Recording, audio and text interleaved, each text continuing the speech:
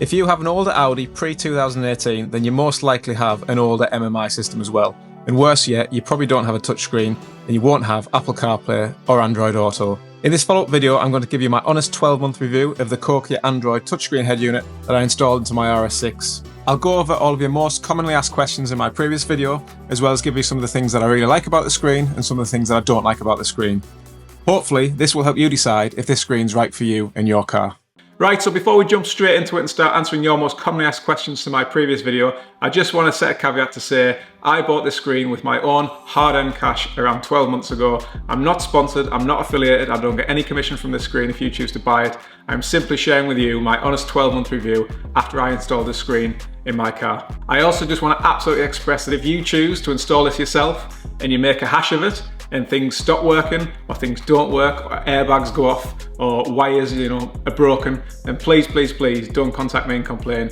That's on you guys. If you install it DIY style, then you've got to be confident in your own skills and abilities. So, that said, let's dive straight into it and start answering your questions. Right guys, let's get straight into it. So I'm going to do this on the GoPro as like a vlog style, rather than flicking between different angle shots. I'm just going to give you a real bird's eye view of actually how this works and the functionality. So, let me show you. This is the actual screen. So this is the landing menu or the home page for the screen. So it's quite easy to see, easily laid out, and it looks very similar to the new modern Audi screens. So here you've got along this side some quick access. So you've got music, navigation, car info, apps and setup. This is then replicated on here just across two pages. So you've got your music, your nav, your Bluetooth, your dashboard, apps, car info. And if I slide across, you've then got other things like your internet browser, your files if you want to upload files via the USB, if you want to store videos on there so you can play videos, that's AVM, I think it's like a music player, and then setup again. So if you're going to setup, that gives you all of your different menus. To come back out of there, you can either press that arrow at the top or you can press the back button here. So if I press that button there, it goes back to the previous page, which is pretty cool. So just to give you a quick look at the general functionality and the different options on the main screen first before we've got the CarPlay, I'll show you that. So in setup, so you've got setup there and setup there, they're both exactly the same. So you press it, so you can choose the volume, you can change how loud you want the volume for the music, for the navigation, etc. That said, the volume is still all controlled via the Audi MMI system. So if you've got a Bose system or Bang & Olufsen's or anything like that, it will still be controlled via that. So to do that, you just go back to your car setting, maybe back to the menu piece, and then you go along there to your tones, and then basically you change all of that via here. So the sound isn't really influenced by the screen. Still do your sound settings as you would normally on the normal MMI system. Okay, let's go back to the main screen. So here, so we'll come back out of there. I'll press the arrow this time. So you've got navigation. That's the mix between the maps, your ratio mix, stuff like that. I don't think you really need to worry about that unless you're choosing to use a sat-nav like directly on the screen. Most of you are going to plug a Apple CarPlay and Android Auto, so you'll probably be using your maps via your phone. So this is only really if you're using an installed sat-nav maps or Google Maps on the screen, which you can do. That is another option. But if you do choose to do that, then obviously that's the setting for those maps. So if I come back, you've then got some general information. What's back car? Oh, there we go. So this must be something to do with different cameras. There you go. So this must be how you turn on and off the different cameras that you've got plugged in. So if you've got a 360, possibly if you turn that on, that'll give you your 360 view maybe. I'm not 100% sure, but anyway, that's to do with the cameras. System settings, that's basically where you have your normal Android kind of menu settings. So your Google account logins, your Wi-Fi connections, various different things there. If I go down to system, which is the screen system, you can set your date and time and various other bits there. So nothing too dissimilar or out of the ordinary there in terms of a general Android setup. If you've got like a Kindle or one of those Android units, it's pretty much exactly the same kind of functionality. You've got a dashboard, which is pretty cool. So this actually links to the revs and the speed that you're doing. So that's quite a nice feature to have. So another thing people have asked about is the ability to download apps like Netflix and YouTube. So if I go to apps here, so I can either do apps there or is apps on there, or apps there. So again, it's the same, it's just a quick reference. So here you've got some of the apps that I've downloaded. So I've got Google, Google Maps. So again, I could use Google Maps as my sat nav on the screen if I chose to, but I always use it via Apple CarPlay, so I don't use this screen, but I'll come on to that in a second. So as you can see, I've got Netflix installed. If I go to the Play Store, you've got all the different apps there that you can choose to download, and you've got your normal Play Store account. So if I come back, click on Netflix, I've not got it logged in, but you could log into Netflix and watch Netflix to your heart's content while you're driving. Would not advise that, but maybe the passengers in the back can watch it. So I'm going to use back here. As you can see, I'm just interchangeably clicking the different buttons. So this does seamlessly work with all of these buttons as well as the touchscreen. So you have the option while you're kind of driving along, you can just use the touchscreen there, and you can keep your eyes on the road while you're driving. It saves you kind of constantly going like this and trying to press the buttons. I don't always find the touchscreen the safest or the most comfortable to use. Right, what else can I show you? So we've covered the interoperability between the MMI system and the screen. So again, the buttons all work. If you want to flick between this screen and the MMI system, easiest way to do it is just press one of the main buttons on here, either telephone, nav, radio, or car. The media is the button to switch back to the screen, so your media won't change that. That just keeps it on the screen. So if I press radio, for instance, that'll flick back to your main radio. If I press car, that'll change it back to the car. Once you're back on the main MMI screen, this touch screen doesn't work for this, so you actually do still have to use your wheel and the different buttons just to navigate through the different system. But the easiest way to go back to the screen, to the touch screen, is you just touch it and it flicks straight back. So Apple CarPlay and Android Auto, very easy to install. So you just connect it as you normally would. You go to the Bluetooth settings, you connect your phone, and once it's connected, it will automatically load up when you get in the car and turn the ignition on. You can disable that setting so it doesn't automatically load up, but that's probably what you want really for one of these touchscreens. The whole purpose of on a touchscreen is to have Apple CarPlay or Android Auto. So two ways. If you're on the main menu and you want to go back to your Apple CarPlay in this instance, Z-Link is the program that controls it. So Z-Link is here, but you always have this little thing that's hovering there, so that does move around. But essentially that's your quick go-to button. If I press that, it takes me to Android Auto, sorry, Apple CarPlay. So Apple CarPlay is absolutely normal, as you would expect. So you've got your apps there that you flick through, your music, you can flick back onto there and go back to your main bits. Again, that's all just going to run through your phone. So if you're using Waze or Google Maps or any other kind of sat nav, it's all going to be there, and that's going to be your default sat nav. Now, a couple of you have said and questioned, this screen looks a little bit laggy when you're touching it. Is it laggy? Is it smooth? In all honesty, it's not bad. I wouldn't say it's laggy. I'd say you just need to have a firm touch when you're swiping or pressing the buttons, which is why sometimes when I'm filming this and I'm trying to operate the screen, if I don't press it hard enough, it might look like it's laggy because I just haven't contacted with the screen very well. But in terms of functionality, if I do press it properly and I do make good contact and slide across, it's absolutely fine. Sometimes if I just swipe and don't press it hard enough, it's not going to move. But if I do good contact and make sure I'm pressing the buttons, it's absolutely fine.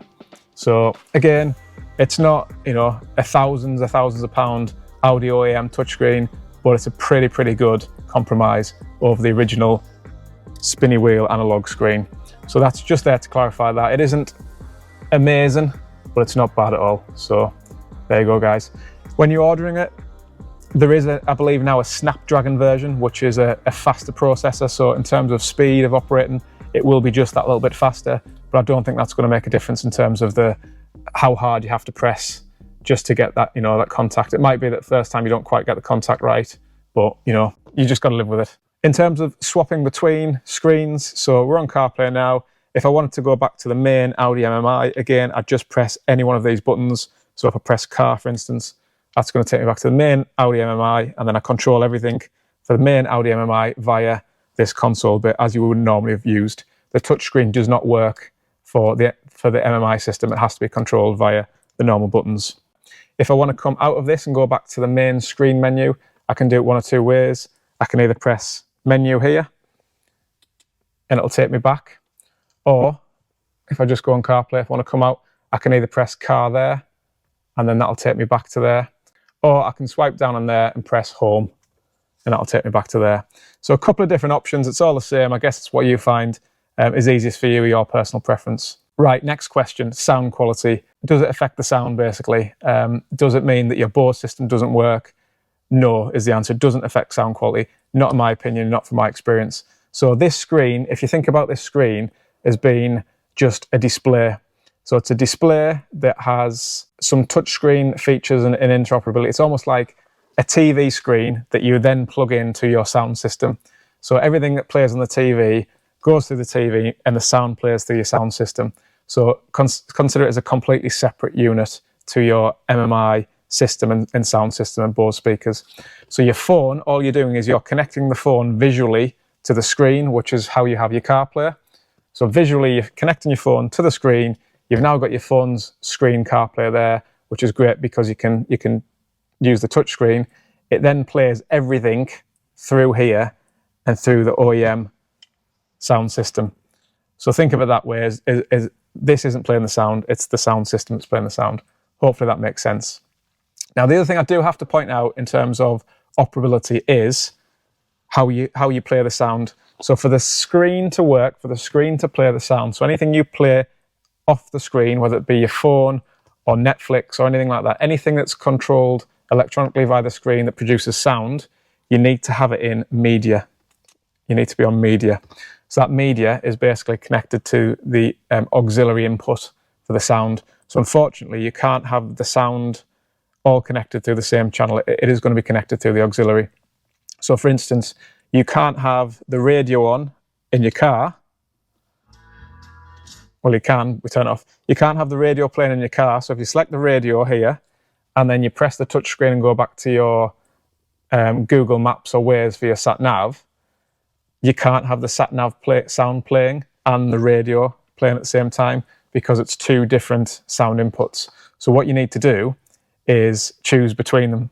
So you could have your Amazon Music playing and your sat nav on CarPlay.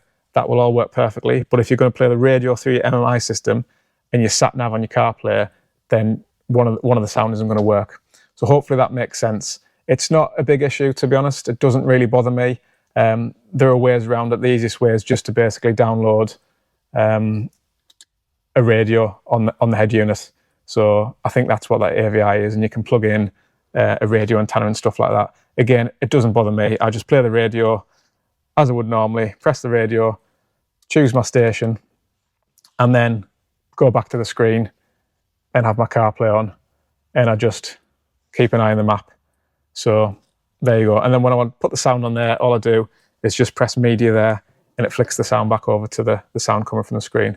It's a little bit of a long-winded explanation, but it takes a bit of explaining, describing, because it is a bit of a quirk and a feature that you've just got to get used to.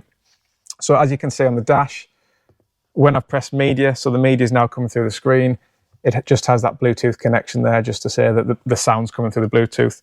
If I go back to radio, it changes, and now you can see that it's gone back to the MMI radio input.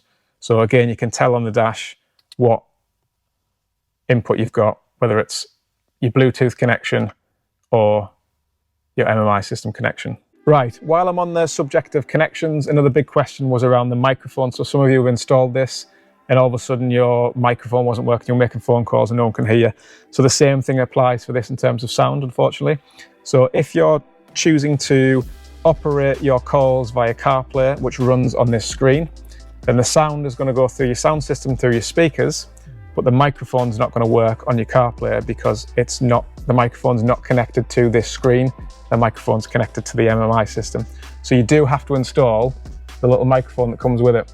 So I've got mine installed. It runs from the back of the screen, under the dash, up, and then it comes up here, and it's hidden behind that. And then I brought it around, and then through that A-pillar panel there, and it's just hidden up in the corner. And to be honest, when you're driving, you don't see it. I don't notice it. It's right up there in the corner. It might look big on the camera because the camera's really close, but I never notice it. And I've got a dash cam there, so it's completely tucked out the way. That allows me to make phone calls via Apple CarPlay when I'm on, obviously, the media input. Absolutely fine. The sound quality is, it's no problem at all. I've had no complaints with that microphone. If you still want to use your MMI system to make phone calls, then that's fine. You just need to make sure that you're connected to your telephone and that your phone is still connected to your MMI system for calls. I'd probably, if you're going to use CarPlay, I wouldn't bother with that, because you're trying to run two different systems, and what will happen is someone will ring you, it'll be ringing through the car system's phone, and you're on CarPlay, and then you answer it, and then they can't hear you, and then you've got to work out what to flick to. And if you're driving on the motorway, that's just dangerous. So the best thing to do is just run everything through the screen and just make sure you flick onto the auxiliary input connection. Again, it's not absolutely perfect, but it's as close as you're going to get to an OEM upgrade. There's just a couple of little compromises that you need to be aware of. And again, this is just my honest opinion and honest review. Okay, next question. Reversing cameras. So, does it switch automatically to the reversing camera? Yes, it does. Let me see if I can show you this now. So the engine isn't turned on, but the ignition's on. I'm on CarPlay at the moment. I'm in park. Put the foot on the brake. Let's see if I can go into reverse. Ooh. Yeah, it doesn't like that because the ignition's on. But yeah, there we go. We're in reverse. That's the normal screen.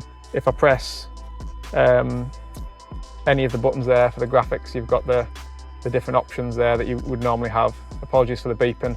So if I go back into park, there we go, in park, into reverse, flicks over. Is the picture any better on this screen? No, not really. So the picture quality is determined by the rear camera, unfortunately, guys. It doesn't make the picture any better, but there you go.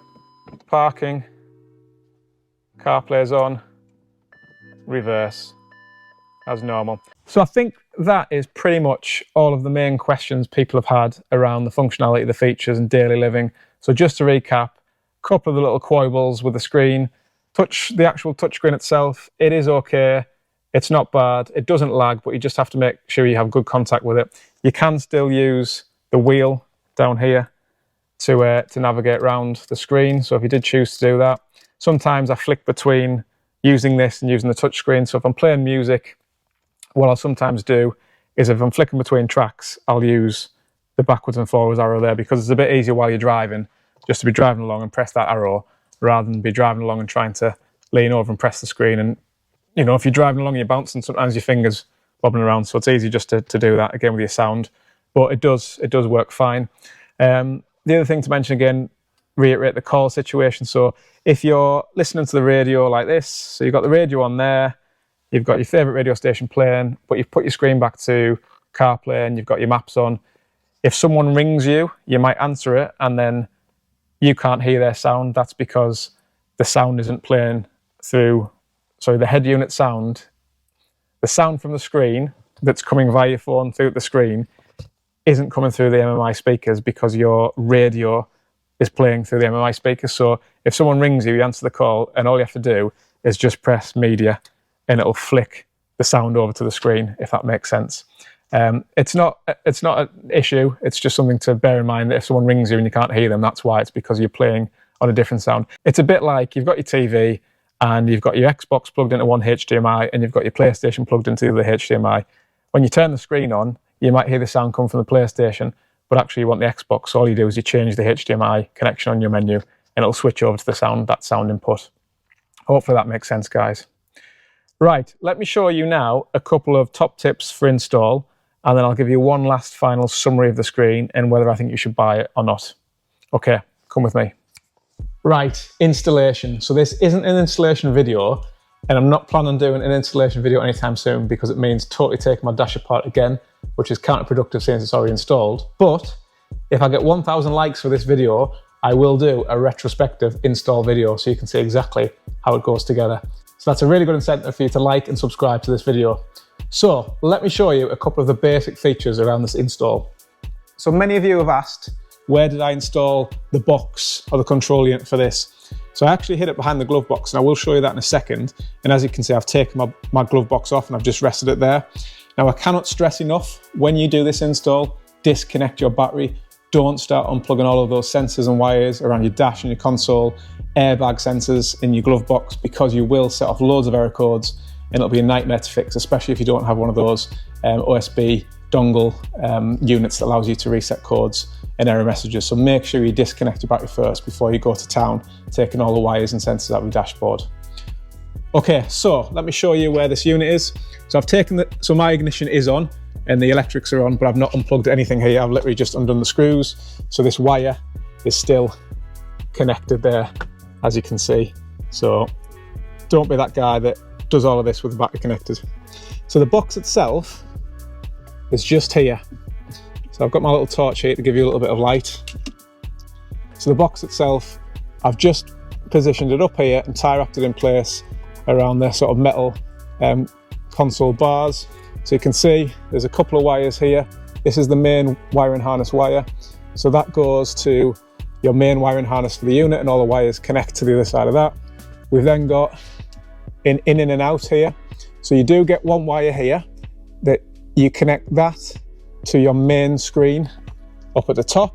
So it plugs into the back and it goes down and it connects to the in. Now the out wire, you don't get a wire for the out wire. So that out wire needs to go up and connect to the top of there. Now what I had to do was basically use the original wire that was in there, and I just cut some of the insulation tape, that material tape that's wound around the wires. I just cut that back to free that wire up, and then I ran that wire from the OEM system down into the back of that unit. So many of you might say you need an extra wire. You don't, you just have to improvise a little bit with a wire that's already there. So that is basically it for the unit and for the wiring. So you have that main wiring harness there, that wire runs, and you need to feed that behind here and connect all of these wires back in behind there, which is actually a bit of a nightmare. It's a really tight squeeze. So do be aware it takes a bit of time, but that's the main wire there. That is your microphone wire. So that's the microphone that's plugged in there. And again, as I said, I ran that wire behind the dash, under there, and then up that A-pillar, and then right in that corner there. And then once more, you've got your two in and out wires that go up to your screen there. The other thing to mention is I do have a little USB wire here. I've just left that loose. There's two of them. I don't really plan to use USB. As I said before, I've literally got this just for CarPlay, so I'm not going to be plugging different stuff in, playing Netflix and all that kind of stuff, all that kind of jazz. But they are there if I did need them in the future. You do get two other wires with this. So we've got SIM card wire. So if you want to have a dedicated SIM card to run dedicated internet, if you were going to be streaming videos and doing different stuff like that, then you do have that dedicated internet connection. You also get an additional DAB radio antenna, or is that a GPS? That might be a GPS antenna, yeah. So that's either a GPS antenna or a DBA radio or both, but you do get that to plug in. Again, if you were going to run a maps or a sat nav through that screen, then you'd want that installed. Or if you're going to run a digital radio through that screen, then you need that installed. But again, the car's already got a digital radio, so I use the car's radio, and then I use Apple CarPlay and my phone connection for all of the sat nav and maps. So I chose not to install that, but again, you do have the option. You get those extra things with it. So I think that's pretty much for the install. So just to give you another good look, there's the box. It's just snugly hidden up there and tie wrapped, and the glove box goes back in over that. The hardest part really of this install is getting this wiring harness and that bunch of wires behind here. So they're hidden behind here, and they're far enough back that you can get these two units back in. To actually install the screen, I'm not going to do it today. As I said, if I get 1,000 likes, I will do this in detail for you. Proper in Dad's Garage DIY install video for you. But basically, you have to take this trim off, this trim to get these heater units out. You then have to take this out and this out. You replace the screen comes out, and that's dead easy to swap over. The hardest part is putting everything back in once you've got the new wires in. So as I said, if I get 1,000 likes from you guys, I will retrospectively do this, but that's all for now to share. So top tips, make sure you disconnect your battery, and then when you install your box, take your glove box out and then just position it up there and tie wrap it in, and then everything goes back in neatly. So guys, I hope you found that useful. That is just really my honest 12 months review for this screen. I'm not commissioned, as I said, I've got no sponsorship, I'm getting no money from making these videos around that screen. This is just my honest review and opinion of that upgraded Android touchscreen head unit. I've had it installed for the last 12 months now, and it's actually given me no problems whatsoever. The CarPlay loads up straight away every time. The sound quality is no different. It runs through my Bose speakers, through the MMI system. with the right install and having the mic installed in place and stuff like that, it's absolutely fine for making calls. So I've got 0 issues and 0 complaints. So hopefully you found that useful. If you haven't seen the previous video on that screen, then I suggest you go and watch that, because that'll give you just a little bit more information. Now, if you've liked this video, don't forget to give it a thumbs up. If I get to 1,000 likes, I will do an install video. I'll retrospectively strip my dashboard for you guys and then reinstall the screen so you can see exactly how I've done it. But if you found it useful, then really do appreciate you giving me a like, subscribe, and as always, I'll see you guys in the next one.